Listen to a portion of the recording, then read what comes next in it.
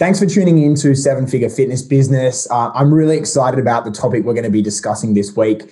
We're going to be talking about what is probably the most important skill you're going to need to learn if you're going to be a successful business owner.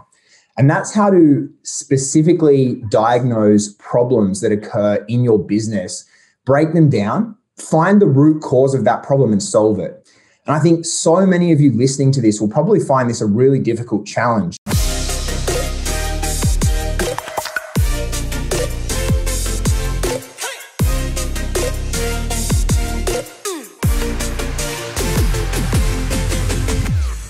A lot of the time, you know that something needs to be fixed, but it's hard to decide exactly what that issue is and how to step by step go through the processes of changing it. And so just for a bit of context, about 2 to 3 months ago with our fitness business, Hyperthyroid Body Transformation, we noticed that we had our no-show rates that had risen to about 40%. And that was the highest that they'd been in some time. And it was actually impacting revenue and return on investment.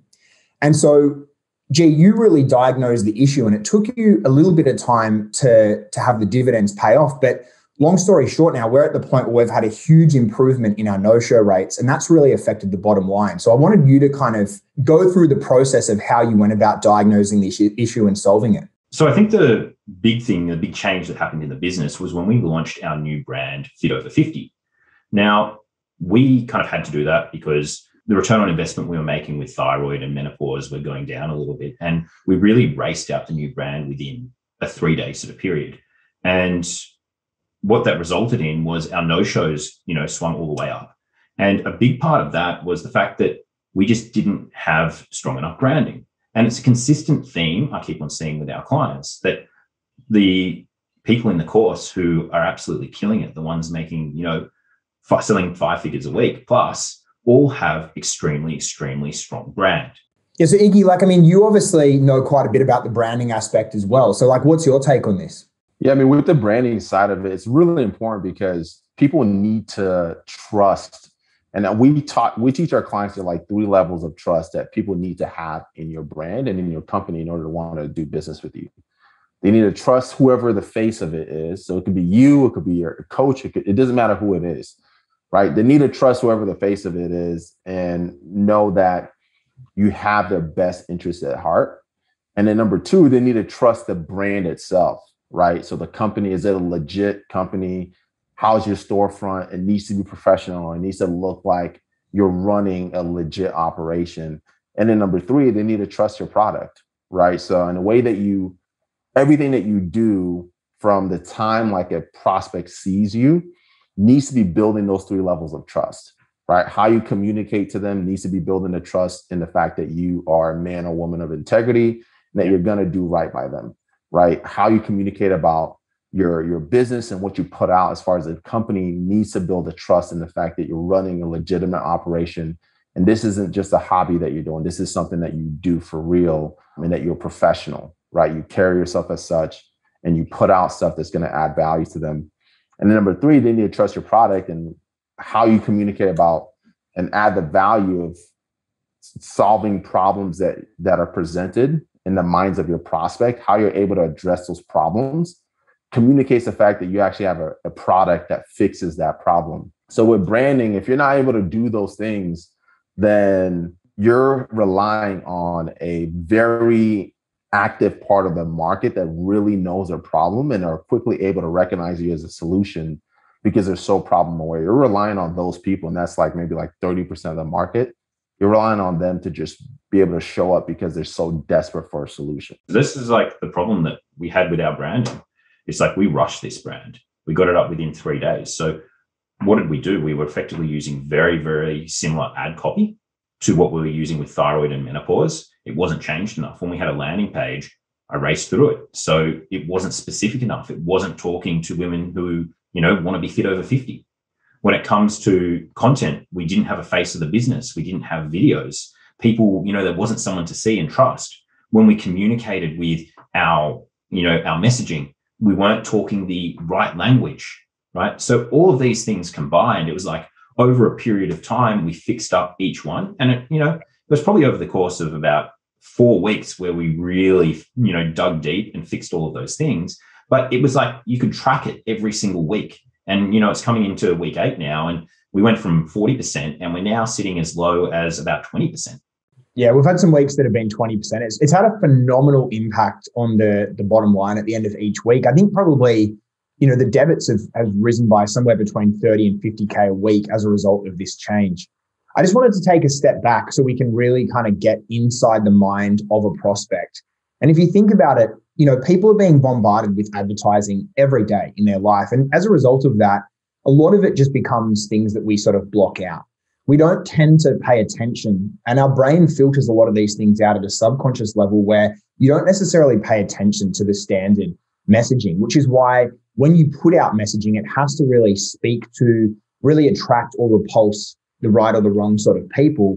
And I think what was happening was that people were kind of interested enough to click on an ad and fill out a form, but they weren't interested enough and they weren't connected enough, might be the best word, that they actually wanted to show up to that conversation. And it's like you guys have mentioned, it was about trust and a lack of connection to what they were actually reading and seeing. And when we actually made it a lot more about the type of people that we wanted, and we put a face, we had the videos and all that kind of stuff, it really made a difference. So we know the concepts behind this. What I thought would be really interesting, G, is to kind of break down some of the specific action steps that you and Cherie and the team actually took on the branding that made such a big difference. People effectively don't trust us. They don't like us. They don't know us. So what we've done is we've made sure that they can't miss any of those things at all. Yeah. So we started creating video ads on Facebook, and it was just a 50-second video where people get to see Cherie, our CEO's face, saying hello, bright and bubbly. And, for that reason, they see her and then they want to click the button and go to the next page. When they go to the next page, they see, they're going to see on our first landing page, they're going to see another video of her talking. And this video is a little bit longer. That video is about 4 minutes. So the first video has sold them into that page to watching the second video. And throughout that page, we've then, been very, very picky with the copy that we use, really, really focusing on the pain points of women who are over the age of 50. And a large part of that is the body goes through natural changes and it's not the same.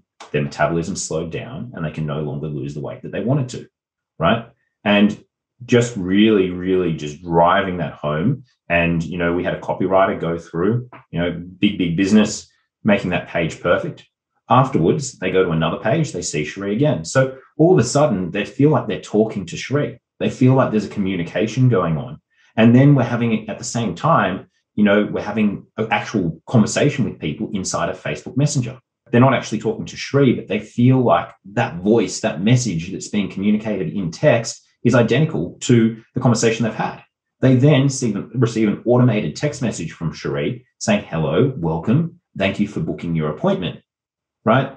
And then all of those things are just coming together. Now, they're a real asshole after having that full communication process with Cherie if they decide to not show up to that call. Yeah, this really impacts everything. The flow on is huge. This impacts the number of people who click on an ad, who click on a landing page and sort of go through the next step, who go through some sort of a conversation funnel, the ones who successfully show up to the call. But even at that stage, though, and this is something that I experience, is if you get on a sales call with somebody who's gone through a really great nurturing sequence, it's night and day. You get people who are excited to be on the call. The worst thing you ever want as a salesperson is when you call someone at an intended time, they're like, who is this?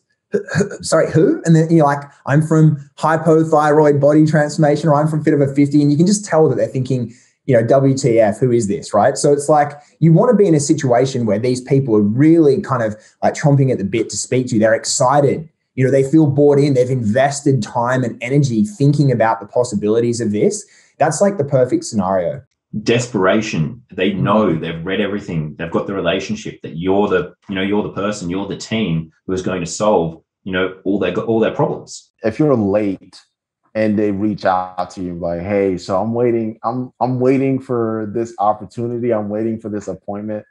And that's one of the things where you've nailed the branding. Like if you're running a little bit late and they're like, hey, is the call still on? Like I was really looking forward to talk with Iggy or with Cherie or whoever it is, because that means you built that relationship and you really position yourself as the go-to expert. when you're able to do that, you're no longer, if you approach your marketing like you're building a relationship with a specific type of person, it's going to change the game for you in terms of how you run your campaigns, how you set up your messaging, how you communicate on your landing pages, on your confirmation pages, and every step of the way, and the emails that you send them. If you really think about it, like, I'm building a specific relationship with this type of person, with my avatar, and you communicate in a way that's like, wow, they listen to you and they feel that connection. Like, man, I can't wait to talk to Sheree. I can't wait to work with this person. Yeah. And that's really where I think the landscape and marketing is shifting to, right? Where people want to know who they're working with and want to know who they can trust, right? And you got to be able to give them that image and that avatar that creates that mirror effect where they're looking at them like, wow, they see your brand, they see your offering, like, I'm home. This is exactly what I need. Completely agree. And this industry, let's be honest, the weight loss industry is not an industry that is known for its high success rates, right? There's people out there putting shitty programs out all over the place. So your prospective buyer is already incredibly potentially wounded, skeptical, paranoid, untrusting, and they absolutely will not make a buying decision unless they feel that they do trust that you can be different, you can help them, and that they like you. And doesn't it make all the sense in the world to get that trust and that likability factor to as high as you possibly can before that sales call even takes place? If you're dealing with a really skeptical or paranoid buyer who's kind of digging their heels in as the sales call begins, it's going to be much harder. It's going to require a much more talented closer to actually get them over the line. And so when we talk about business at a big level, it really is about statistics and small changes, 5% here, 5% there. That could be tens of thousands of dollars in revenue extra per week. So if we can improve our lead quality and nurturing so that that alone is responsible for a 5% additional closing rate, that's just one of the best things that you can possibly do. We've got to remember here, like, what high ticket actually is. You know, a lot of people mistake selling high ticket as a weight loss program that provides accountability and support. But actually what we're doing here is we're changing people's identity. We're solving the problem. We're not just solving the problem that they need to lose weight. We're solving the problem that they're over the age of 50 and things aren't the same and they know it and they can't lose weight anymore. You know, we're solving the problem of having hypothyroidism and they've never, ever been able to lose weight in a sustainable way and keep it off. So when you're selling that and you communicate that inside of your branding, instead of, hey, do my weight loss program, you get XYZ, that's when people get out the credit card, they drop $2,000, $3,000 or $5,000 because their problem is so painful, and that's the end. That's the end of the problem. If you can create that identity shift and show people who they're going to become as the result of working with you, that's where you've really nailed it, right? If you can really give people like a clear visual of how you're going to help them transform. And that could be in the form of whoever is the face of the brand or whoever, you know, that ideal avatar wants to be like, or the result that they want to achieve. If you can kind of give them a path to reaching their goal, then you've created something that's going to build a movement, right? And I think when it comes to high ticket marketing or even high ticket sales, people get so focused on the features, right? And they don't really focus on like, what is the benefit? Like, why are people working with you? And they don't understand that people are buying an experience with you, your company, and your brand, right? That's really what they're buying. They're not buying the weight loss. They're buying that experience that you're going to create for them, that transformation that they're going to get. Yeah. That ultimate result, that's what they're buying. That's exactly right. There's also another reason why people don't show up to the calls. And that's because they forget how much pain they're in. Now, the branding is going to have an impact, but there's also a follow-up process that needs to happen to ensure that, hey, we're just nudging them a little bit, reminding them, hey, you're in pain, don't forget. And part of that is the conversation, the one-to-one conversation that we have with our prospects. And what we're doing there is we're uncovering, we're shedding away a few layers. We're asking them what their goals are. Why do you want to achieve those goals? How is your life going to be different when you achieve those goals? And for them to take the time and think about that is so, so critical. So, this is one thing. It's like when we launched this new brand, we weren't speaking the correct language. We were still speaking the language of thyroid, or still speaking the language of menopause. And as they went through this entire process, they started to, people started to show up. And it was also then like, hey, how do we keep reminding them? And we always make sure, like, this has always been in our system, but it's like, what's the follow-up process like?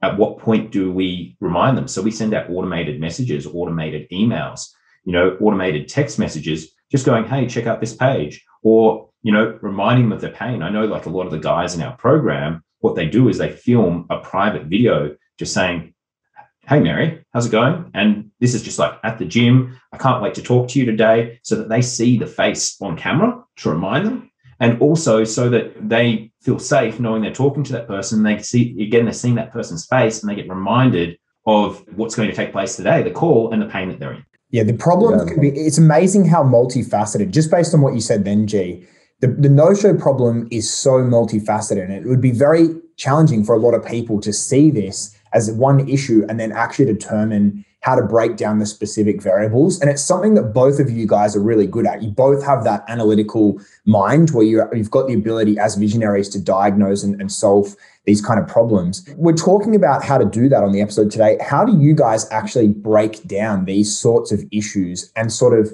start taking action? What's the mindset, or what's the thought pattern when you go into a process like this? When you see something in the business that the result isn't what we want, and you go all the way back to the source and start breaking that down into action steps? What I always do is I break things down into numbers. So we know precisely what our no-show rate is. I think at our very worst week, it was 41%. But what broke down that 41%, right? So we know that on top of that, we had 20% of people who are bad fits. We know on top of that, there was 10% of people who canceled their calls. And what we do is we effectively make all of these changes inside of the business, and we see what impact that has on a week-to-week basis. And, if we're able to track that, we kind of see that, hey, the no-shows went down to 35%. And this is what we do in our weekly Monday morning team meeting. We get out the numbers, the team reviews it, and then I say, okay, well, we got down to 35%. I want to keep on, what we did last week seemingly worked. Let's double down a little bit further and keep working on the brand and, building it. And it's what I like to call brand equity, because brand isn't like you have brand or you don't. It's something that you're continuously building on throughout the duration of your program. So, for us, one of the big things that we've done during this time is we brought on a branding specialist, a full-time staff member whose sole job is just effectively to be creating content, sending out emails, writing posts, creating infographics, and making sure that our message is being communicated extremely, extremely clearly. So basically, it's a numbers game. If you understand the numbers of your business, you're able to make changes that impact it, see results, and repeat. This has been a huge thing. I've noticed this change in the business since you started the dashboarding. So dashboard effectively is where you have a spreadsheet that kind of maps out every single layer. It talks about ad spend, cost per lead, and, it's got cost per conversation, cost per booking, cost per show up, cost per sale. And because every single step of that and the way that G or Iggy do that in their businesses, what it means is that at any one week, they can analyze not just based on that particular week itself, but they can look at the past and they can make a decision based on that analysis. Well, we get an idea of sort of averages and what they usually should be. So we were able to, diagnose the no-show rate is going up. But if you get to a point where in any one week you can see that something's actually started to change, it has made it easier to sort of start isolating the variables. And it's had a really positive impact. That is something I know that is a part of the mastermind, right? Is that you actually teach the members how they can diagnose and sort of break down problems through the numbers as well, correct? Yeah, absolutely. And, those are my sessions that I do, my group sessions that I do with most of our members. It's the one-on-ones that we book in. Well, how do the numbers that you've got impact the business? Because a lot of the time people have the fact that they've got no-shows and they'll go, oh, the system isn't working, right? No, the system's identical for every single person who's in the program. The difference between people who have high no-show rates and low show rates is the branding. And that's where I think our process is very similar, AJ, as far as like diagnosing those problems. The most important thing is having one variable that you're manipulating at a time. And this is the biggest problem that a lot of clients run into. They're trying to make so many changes at the same time. They have no idea what's actually working. Whereas like, if you know your numbers and you're like, okay, well, even if you're just learning how to diagnose these issues and learning how to analyze these numbers for the first time, if you focus on just manipulating one variable, then you know if there was a change, right, the following week, and you look at your numbers like, well, this was the only thing that I changed, right? All right, let me continue with this the next week and see if there's a pattern, right? Did this have this kind of impact on the business? I changed this, and then these were the numbers. All right, so let me just leave everything the same, right? That variable that I changed last week, let's move it into this week and see if it has the same kind of positive impact. When you start focusing on really addressing one thing at a time, then you can start to see the cause and effect of the thing that you're manipulating, right? Whereas a lot of people make an amateur mistake of trying to fix everything at the same time. And then even if it does work, you have no idea why it worked or what caused it to work or what you can do to replicate it. So when you run into a different kind of problem, you're trying to change everything as well. And then you're like, well, I can't figure out why this isn't working anymore. People do that for a really interesting reason. It's because they're impatient and they want results right now. And they're keeping, their eyes on, can I make 3 sales this week instead of 2? When in reality, what you've got to be looking at is the long-term gain. Like, the system that we teach our clients, it's not about making money tomorrow. It's about how much money you're making in 6 months, 1 year, 2 years down the track. And what we're doing here is you're building and learning a system. And when you take the time to change one thing at a time, figure out what's doing, you get faster feedback.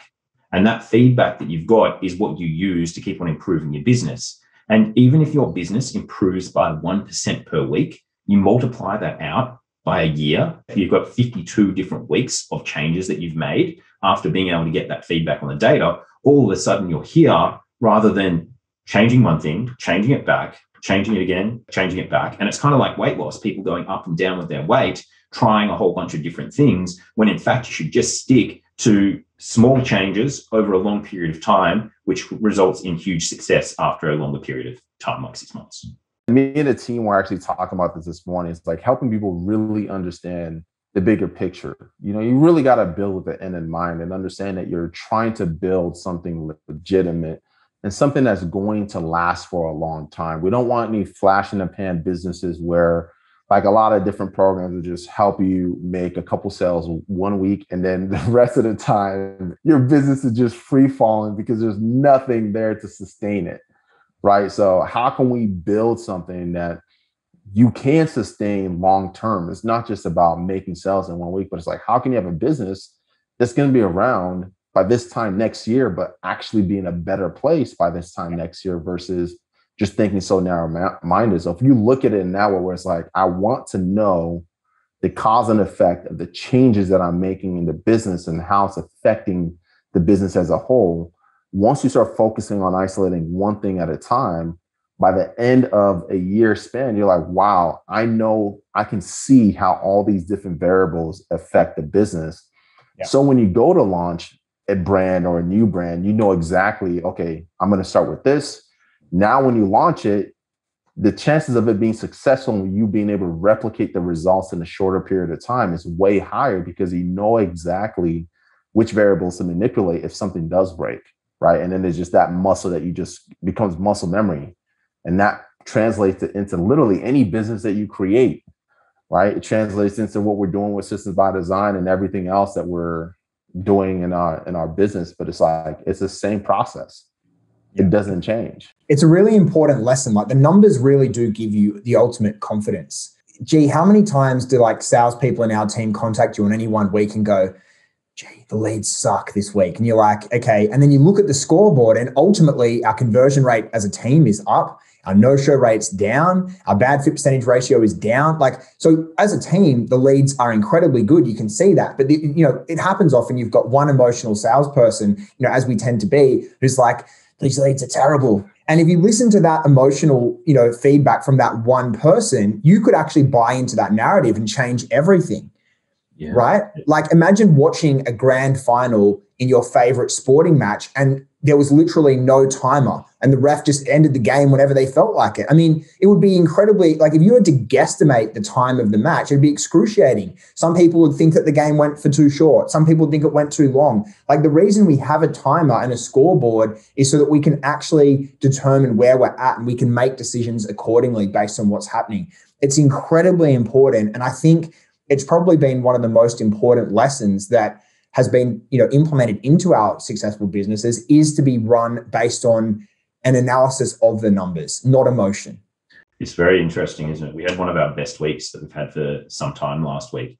Yep. We sold 80 people, of which, I think over 40% were in our premium program, and of which I think about 25% at least were paid in fulls. That's a fantastic week. It's huge money. Mm-hmm. And I still had salespeople say, "Oh, the leads were no good this week."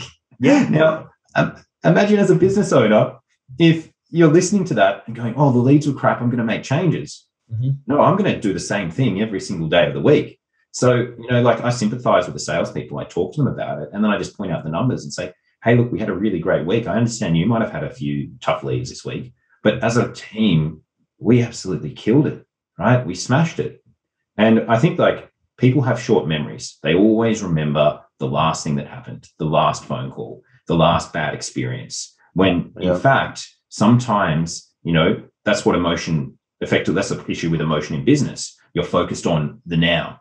Whereas when you step back logically and you're able to, from me, I look at the business from upper level, I can see exactly what's going on. I can see those numbers coming through every single week. Now, let's take this back to an individual who's in our program.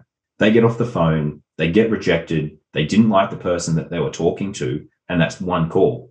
The lead quality's crap. Yeah. Can I give an example on this? Just yesterday, Nicole, who's one of our amazing members, she sent me a message in Slack saying, "Hey, somebody put it online that my program's a scam. What do I do?" And my first question was, I said, basically put it in context. Like, what percentage of people that you're dealing with on a day-to-day, week-to-week, month-to-month basis have so far said that? And it was like, we're talking about absolutely nothing, and you're never going to please everybody. But if she decided, well, someone's called her a scammer, it's time to shut down the whole business, right? It's a completely irrational decision. So in a case like that, you can get confidence knowing that the vast majority of people love and appreciate what you're doing.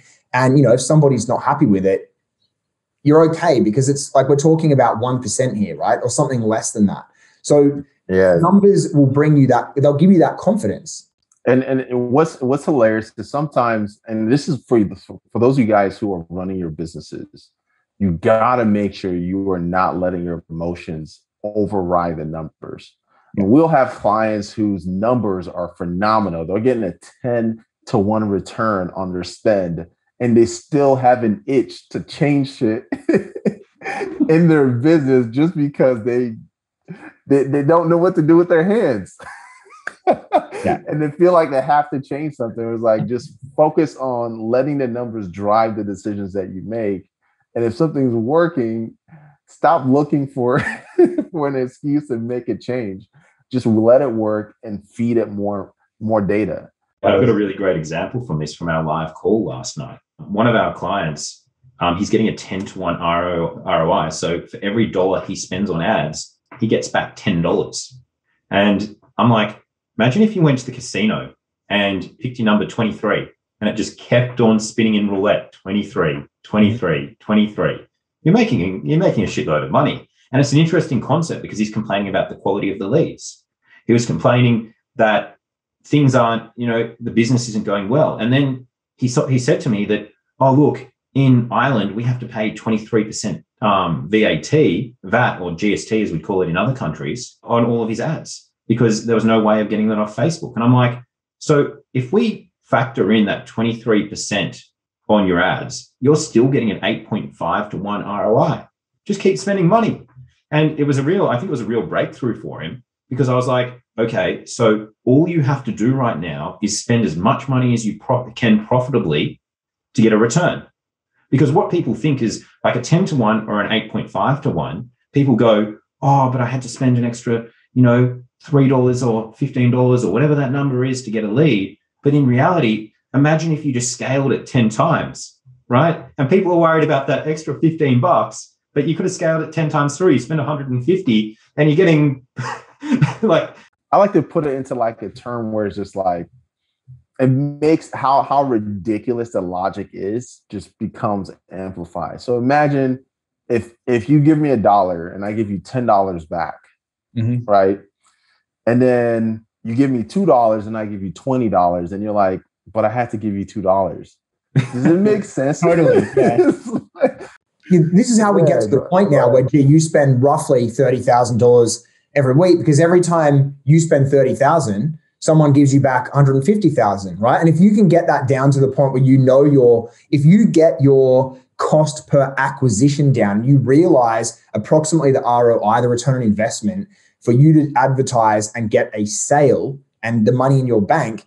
If you can work that out, it becomes literally where it's like, you give me $1, I'll give you $5. Well, if you know that that's the ratio, wouldn't it make sense that you give me 10 and I'll give you 50? And wouldn't it make sense then that you give me 100 and I'll give you 500? And then why don't we play the game at a higher level and you give me 1,000, I'll give you 5. So it's like, if you get it down to the consistency where you can fairly reliably control the variables and get it to that point, wouldn't it make sense to actually follow the logic and to keep on, as long as you're doing it with the numbers, to continue increasing your ad spend to a certain point? Yeah, back to the casino, right? If you knew that every single time the roulette wheel was going to spin up, you have a broke casino. You would be begging, borrowing, stealing whatever money you could. Right. Imagine even if you have limited opportunities at it, you don't know necessarily what variables are going to change. But the same thing is, and the reason why people don't spend that additional money, yes, it's mindset, but it comes down to confidence. It comes down to overwhelm. It comes down to uncertainty and fear of failure. Yeah. And the more and more time I spend with our clients, the more I realize how much mindset's actually involved and overcoming these blocks, which are preventing us from moving forward. And the thing is, if you look at us, within a 4-year period of time, we've scaled to where we are, to a business that did 150K in sales last week. It's just how did we do that? We just spent as much money as we possibly could profitably. This has been a killer episode. I hope everyone's found it really, really useful. The moral of the story is, don't be guided by your emotions. Maybe we should just call the episode, "Oh, are you upset?" No, seriously though, when it comes down to it though, as long as you actually understand the numbers, how to analyze them and use those numbers to make decisions that are rational, logical, based on genuine results and facts, you're going to be far more successful. So hope you've all found that really interesting, and we will see you on the next episode.